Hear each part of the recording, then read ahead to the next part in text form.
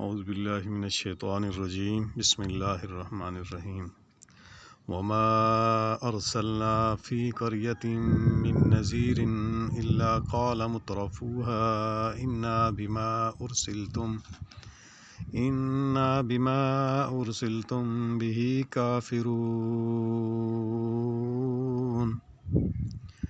اور ہم نے تو جس بستی میں جو بھی آگاہ کرنے والا بھیجا، وہاں کے لوگ خوشحال لوگوں نے یہی کہا کہ جس چیز کے ساتھ تم بھیجے گئے ہو ہم اس کے ساتھ کفر کرنے والے ہیں۔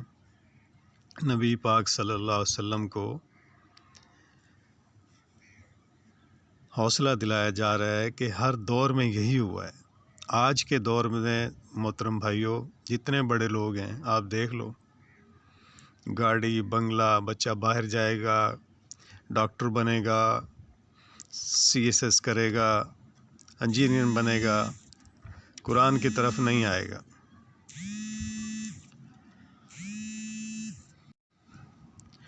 تو یہ ساری باتیں ہیں، اس میں نبی کریم صلی اللہ علیہ وسلم کو یہ سمجھایا جا رہا ہے کہ حوصلہ کریں، ان کی باتوں پہ دل وہ نہ کریں۔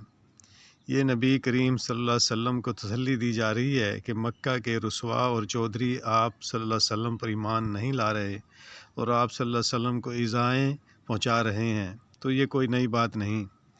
یہ ہر دور کے اکثر خوشحال لوگوں نے پیغمبروں کی تکذیب بھی کی، اور ہر پیغمبر پر ایمان لانے والے پہل معاشرے کے غریب اور نادار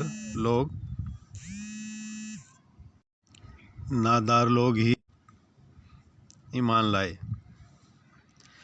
قسم کے لوگ ہی ہوتے ہیں۔ جیسے نوح علیہ السلام، حضرت نوح علیہ السلام کی قوم نے اپنے پیغمبر سے کہا اَنُؤْمِنُ لَكَ وَاتَّبَعَكَ الْأَرْذَلُونَ، کیا ہم تجھ پر ایمان لائیں جبکہ تیرے پیروکار کمینے لوگ ہیں۔